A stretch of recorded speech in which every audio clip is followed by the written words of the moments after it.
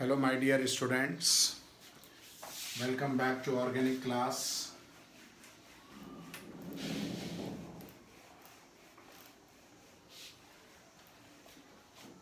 थोड़ा सा रिवाइज कर लो। SN1 और SN2 के मैं डिफरेंस लिखाया था organic chemistry.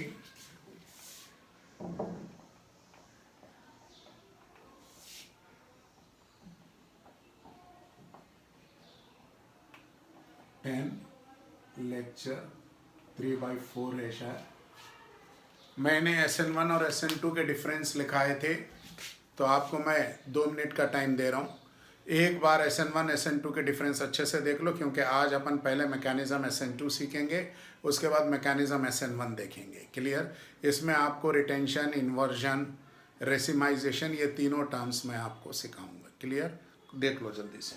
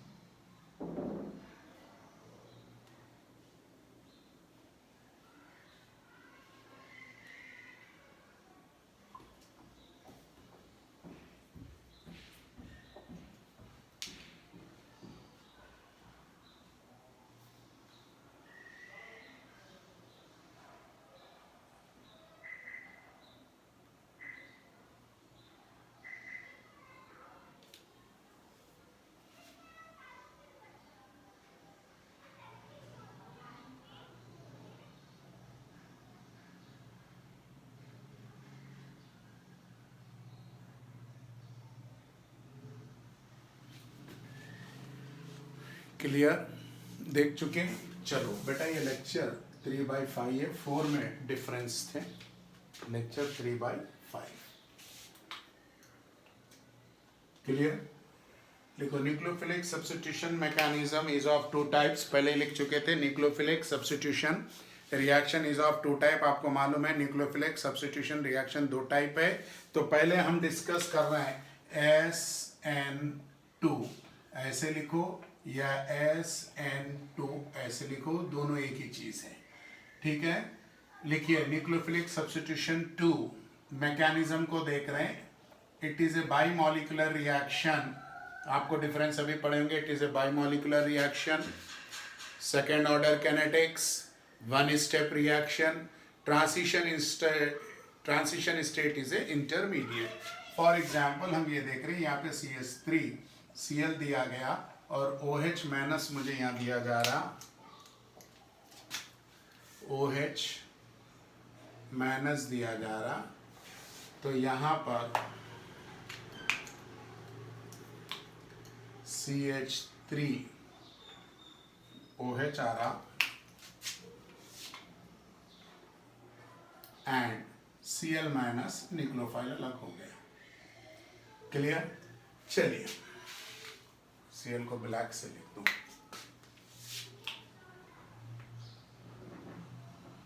Cl minus nucleophile अलग हो गया। इसी को अपन देख रहे हैं। देखो, ये अपने पास एक कार्बन है। ये कार्बन के पास यहाँ पर Cl ग्रुप है, यहाँ पर एक हाइड्रोजन है, यहाँ एक दूसरा हाइड्रोजन है,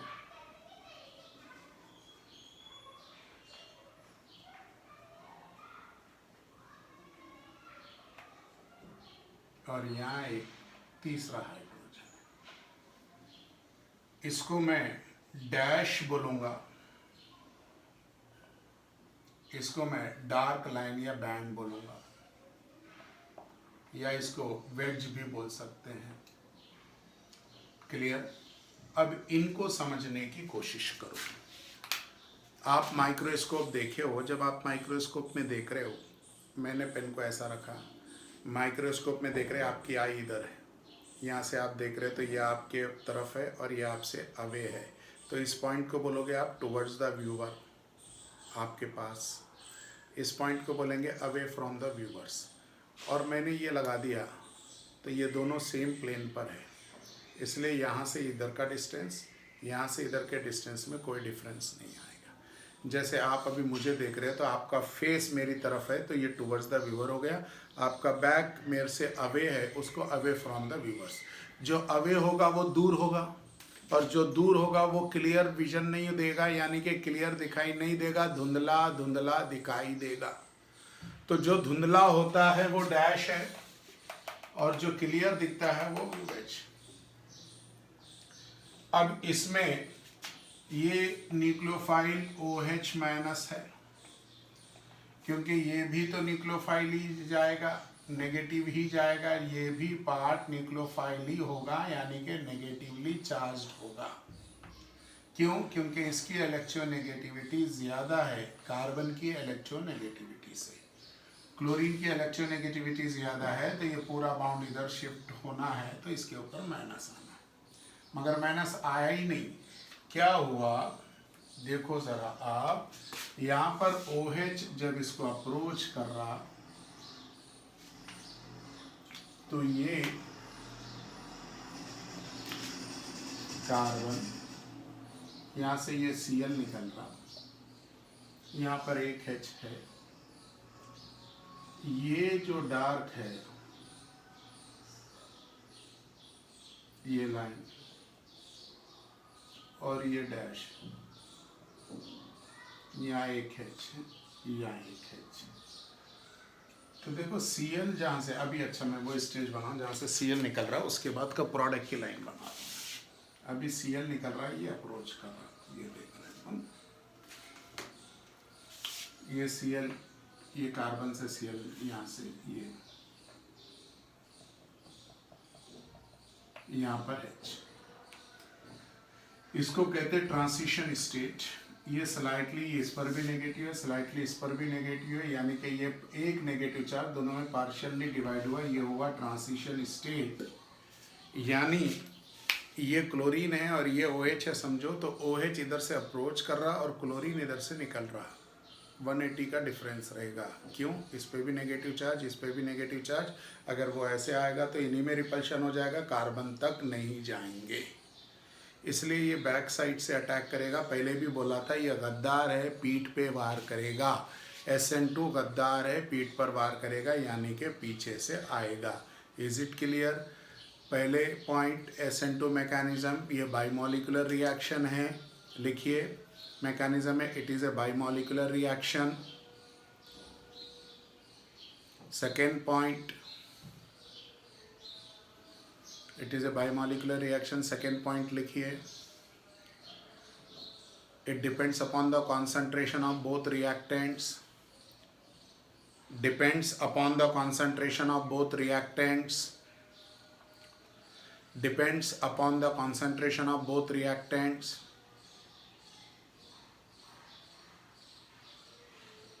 Third point लिखो, the reaction intermediate is transition state. The reaction intermediate is transition state. Reaction intermediate is transition state. Fourth point, the product formation through the product formation is inversion. The product formation shows, the product formation shows, the product formation shows inversion configuration. Inversion configuration. Inversion configuration. Configuration क्या होता है? Bracket में लिखो, configuration bracket में लिखो, the atoms or group which are bonded to carbon, atom or group which are bonded to carbon, atom or group which are bonded to carbon of its 4 valency, of its 4 valency, when represent with line diagram, when represent with line diagram, when represent with line diagram is called as configuration. क्या बोलेंगे बेटा उसको? Configuration. Clear? चलो, ये जो आप बता रहे हो ये कॉन्फ़िगरेशन है.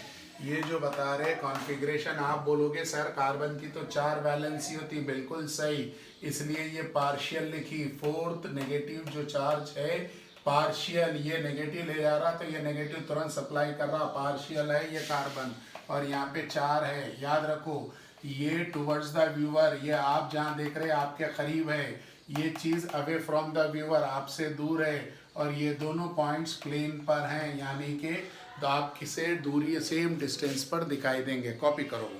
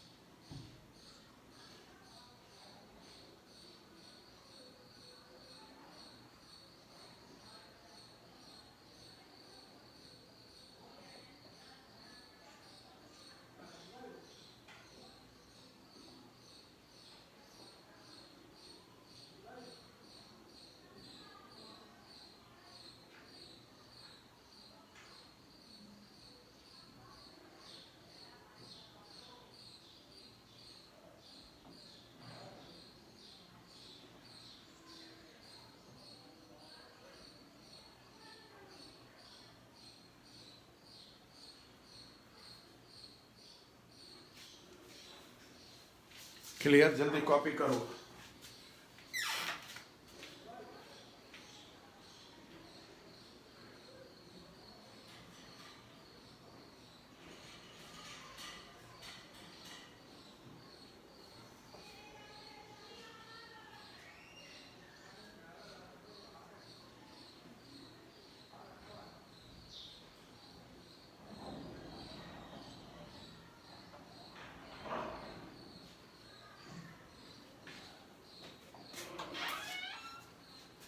हो गया?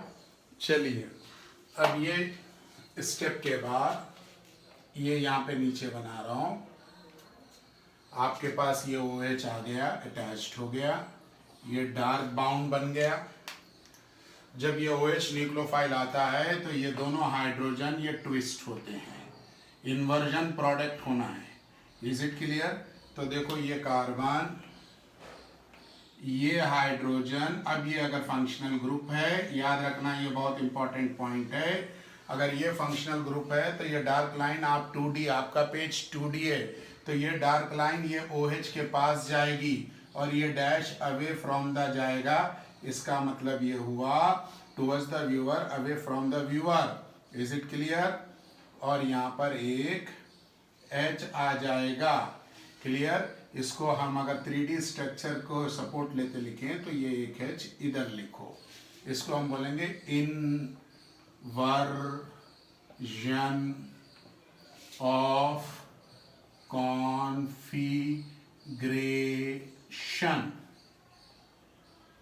यहाँ पर इन्वर्जन हुआ क्योंकि आप खुद देखो, आपको Cl राइट साइड दिख रहा था और अब आपको देखो OH यहाँ पर लेफ्ट साइड आया, प्लस ये आपका न्यूक्लियोफाइल Cl अलग हो गया. क्लियर? कॉपी करिए भाई. ये न्यूक्लियोफाइल अलग हो गया, इसको कहते इन्वर्जन. ये चीज अक्सर बच्चे क्या करते, OH तो लगा देते, Cl रखते, मगर ये चीज चेंज नहीं करते. और ये चीज जहाँ चेंज नहीं हुई वहां बोर्ड में काट दिया जाएगा. क्लियर? ये चीज भी चेंज होना. याद रखो, जो फंक्शनल ग्रुप है उसके पास वाला जो हाइड्रोजन है उस पर तुम्हें डार्क लाइन आना है, वो वेज देना है, क्योंकि वो टुवर्ड्स द व्यूअर होगा. वो क्या होगा? Towards the viewer. Is it clear? और आपको मालूम है SN2 में सबसे जबरदस्त कौन होता है? मिथाइल. उसके बाद किसकी बारी है? 1 डिग्री की, उसके बाद 2 डिग्री और उसके बाद 3 डिग्री अल्काइल हैलाइड की. बात समझ में आ रही? इसलिए अपन ने पहले ये मिथाइल ले लिया।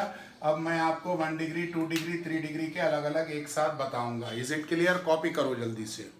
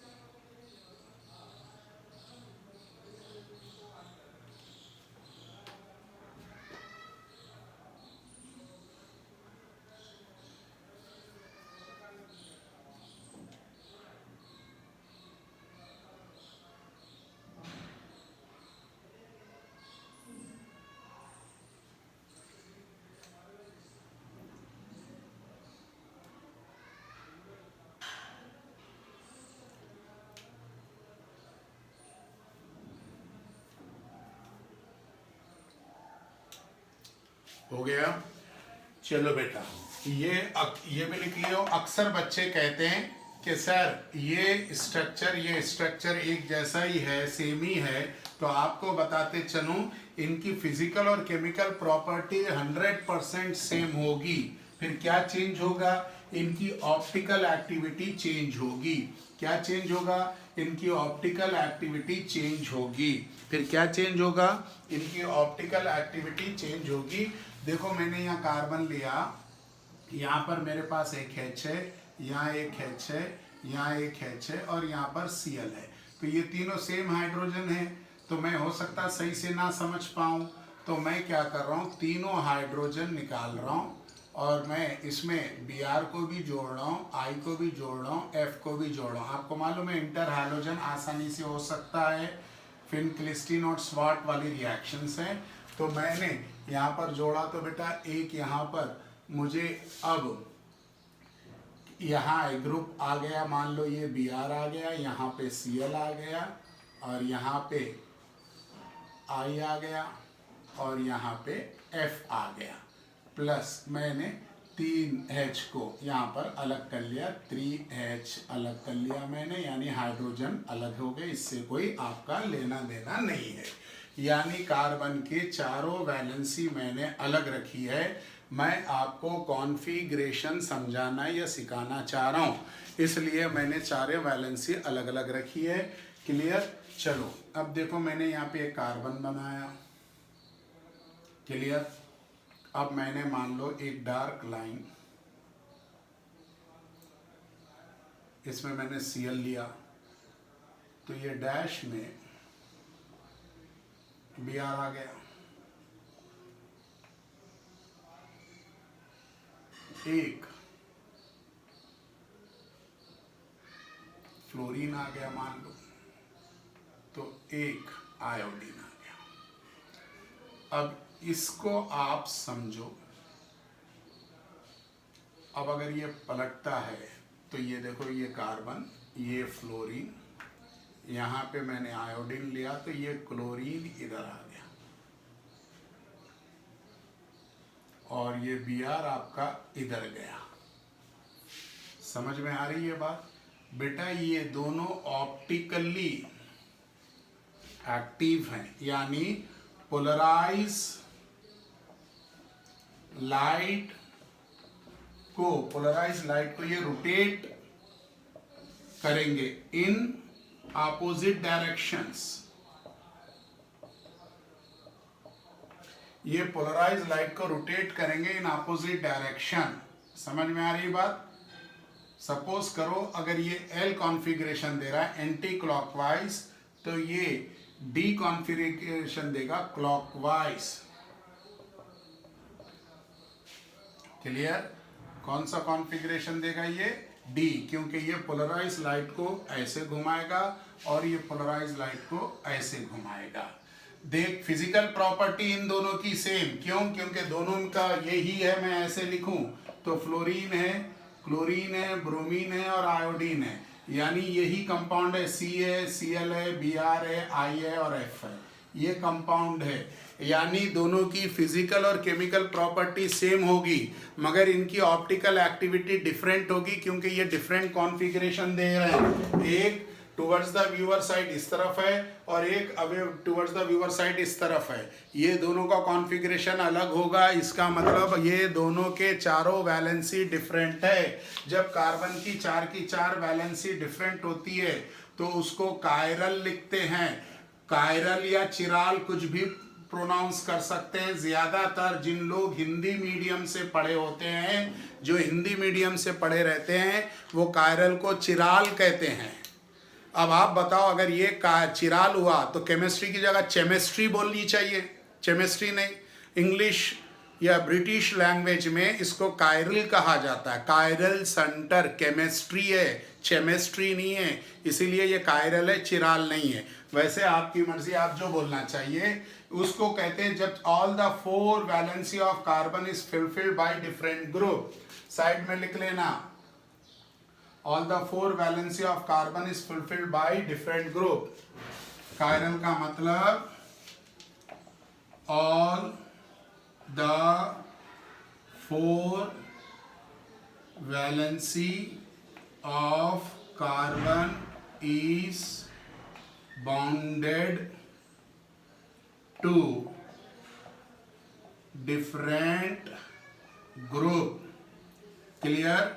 SN2 वो शो करेगा in which the positive carbocation is not possible, जिसमें पॉजिटिव कार्बोकैटायन पॉसिबल नहीं होगा, और लीस्ट स्टेबल ये SN2 शो करेगा। बहुत काम की बात बता रहा हूं। कंपटीशन में अक्सर पूछते हैं कौन SN2 कौन शो करेगा और SN1 कौन शो करेगा। Is it clear. अब इसमें अगर हमें पूछा जा रहा कौन सा अच्छा लिविंग ग्रुप है, कौन सा अच्छा, चलो ये फ्लोरीन को मैं हाइड्रोजन बना देता हूं, क्योंकि फ्लोरीन के आसानी से सब्स्टिट्यूट्स पॉसिबल नहीं होते हैं। कौन सा अच्छा लिविंग ग्रुप है, तो आपको बता दूं, दिए गए फंक्शनल ग्रुप में I is a best leaving group, यानी भागने वाला कौन है, आयोडीन। तो ये बेस्ट लिविंग ग्रुप होगा, तो it supports the SN2। Best leaving group supports the SN2, best leaving group supports the SN2। Clear. Copy करिए।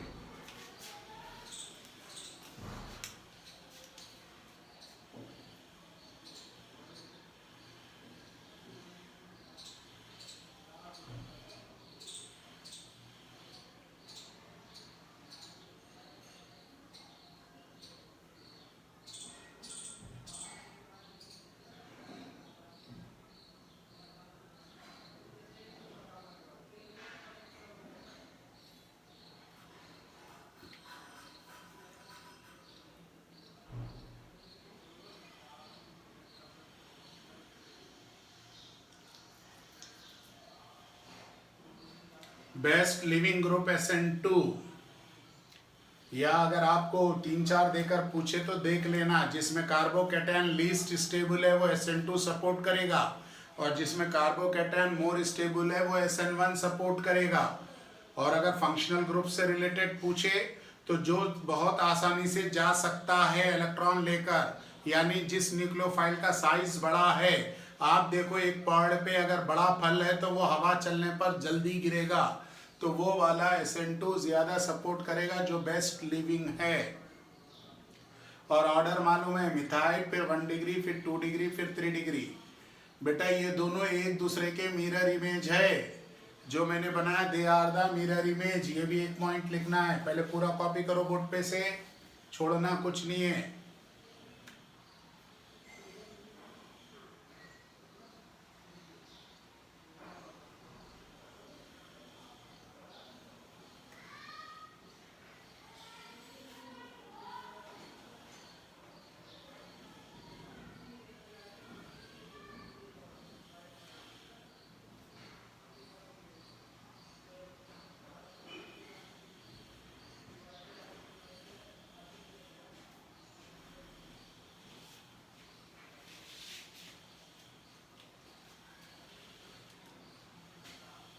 हो गया।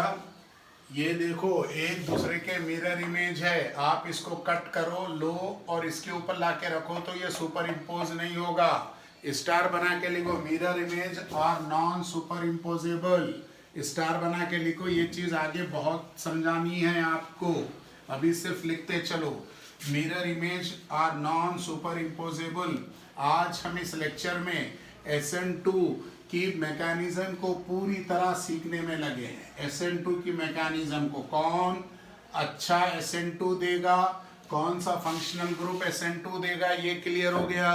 कौन सा फंक्शनल ग्रुप SN2 देगा, क्लियर, यस। जो अच्छा लिविंग ग्रुप है हैलोजन में कौन, जिसका सबसे बड़ा साइज, ऑक्सीजन फैमिली में कौन, जो नीचे होगा जिसका बड़ा साइज, जिसका साइज बड़ा वो गुड लिविंग ग्रुप, और जो गुड लिविंग ग्रुप वो SN2। सर सब में सेम फंक्शनल ग्रुप दिया, सब में क्लोरीन क्लोरीन है, या सब में ब्रोमीन ब्रोमीन है, या सब में NO2 NO2 है, या सब में II है, तो कोई टेंशन नहीं।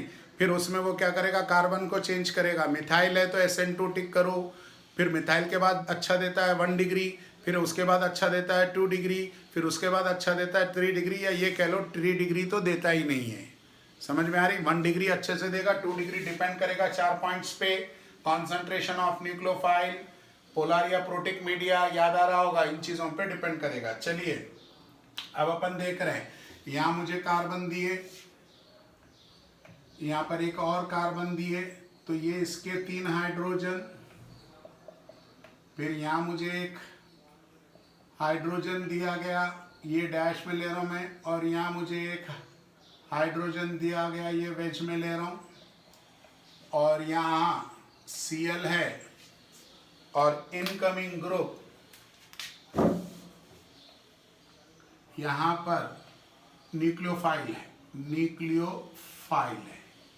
तो बेटा ये 1 डिग्री कार्बोकैटायन हुआ, 1 डिग्री है, 1 डिग्री है। पहले एक हाइड्रोजन ले लें पूरा, 0 डिग्री ले लें। यहाँ भी मैंने हाइड्रोजन लिया, ये अभी बता चुका हूँ, ये न्यूक्लियोफाइल अप्रोच हो रहा, तो ये मिथाइल क्लोराइड है। तो आपको बता दूं ये न्यूक्लियोफाइल 30 पार्ट्स फास्ट देता है, यानी SN2 मैकेनिज्म ये 30 टाइम्स ग्रेटर होगी किससे, 1 डिग्री से। अब मैंने क्या किया, ये हटा रहा हूँ, ये C, यहाँ पर एक Cl, यहाँ पर एक C, इधर एक H, इधर एक H, इधर एक H, और ये आपका अवे है, ये टुवर्ड्स द व्यूअर है, और यहाँ पर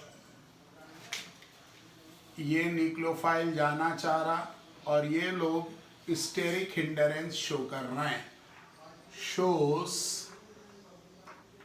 स्टेरिक हिंडरेंस, यानी रुकावट। तो ये इथाइल क्लोराइड हुआ, तो ये 1 टाइम फास्ट देगा, यानी ये 30 टाइम फास्ट हो जाएगा, और ये दूसरे 2 डिग्री से 1 टाइम ज्यादा फास्ट होगा। क्लियर? अगर ये टाइम याद भी नहीं है तो आप तो ये रखो, याद रखेंगे मिथाइल सबसे बेस्ट, मिथाइल हैलाइड, उसके बाद आप लिखेंगे 1 degree alkyl halide due to steric hindrance. अब देखो मैं यहाँ पे एक और ग्रुप बना रहा हूँ, ये C, यहाँ पे ये एक H, ये एक H, ये एक H, ये C, यहाँ भी एक H, यहाँ भी एक H, यहाँ भी एक H, और ये आपका H, और ये Cl, और प्लस ये न्यूक्लियोफाइल, तो ये आइसो प्रोपाइल क्लोराइड है, तो ये 0.02 देगा, यानी कि इसका मैकेनिज्म और स्लो होगी। क्यों? क्योंकि यहाँ पे दो ग्रुप, ये दोनों ग्रुप्स क्या शो कर रहे हैं, स्टेरिक हिंडरेंस। तो ये न्यूक्लियोफाइल को जाने में दिक्कत आएगी, यहाँ पे थोड़ी कम दिक्कत आएगी, यहाँ पे फास्ट अटैक कर देगा, फास्ट। अब एक और जिसमें हम तीनों बदल देंगे, ये C एक H, दूसरा H, तीसरा C एक H, दूसरा और तीसरा C एक, दूसरा और तीसरा, ये Cl और ये आपका न्यूक्लियोफाइल, ये अप्रोच, ये स्टेरिक, ये स्टेरिक, ये स्टेरिक, स्टेरिक हिंडेरेंस, तो ये 0 यानी कि SN2 3 डिग्री नहीं देता है। इसका नाम है आइसो ब्यूटाइल क्लोराइड, या आप इसको नियो ब्यूटाइल भी लिख सकते हो, दोनों तरफ branch. Neo butyl 1 2 3 4 butyl chloride SN2 बिल्कुल नहीं देगा। Neo butyl chloride does not shows the SN2 due to steric hindrance, लिख लेंगे। 3 degree alkyl halide does not shows SN2 due to steric hindrance, लिखिए। 3 degree alkyl halide does not shows SN2 due to steric hindrance। चलो जल्दी से copy कर लो अब।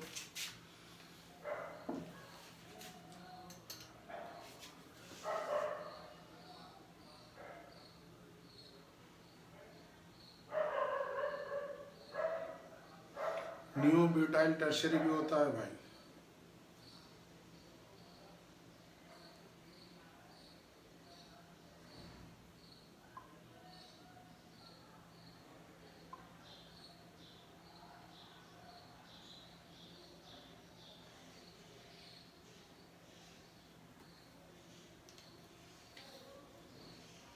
नियोब्यूटाइल also called as tertiary butyl, neobutyl कह लो या TERT ब्यूटाइल क्लोराइड, ये भी कह सकते हो। कॉपी करो जल्दी से।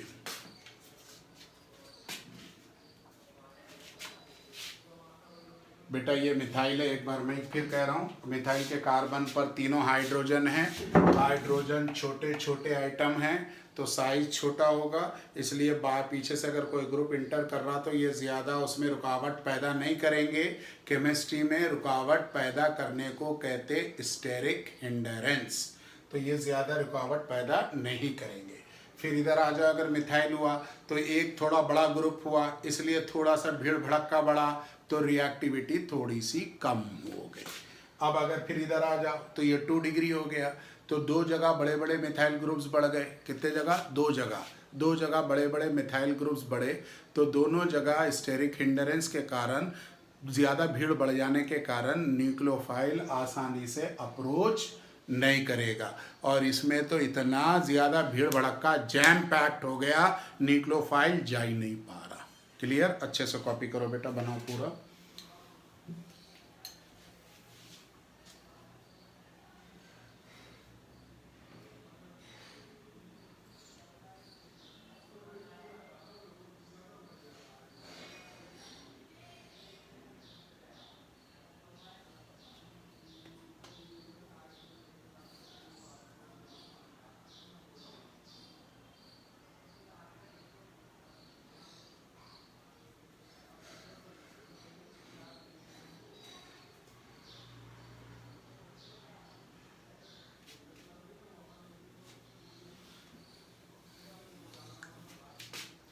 हाँ भाई, बात समझ में आ गई। न्यूक्लियोफिलिक सब्स्टिट्यूशन के डिफरेंस आपको अच्छे याद रखना है।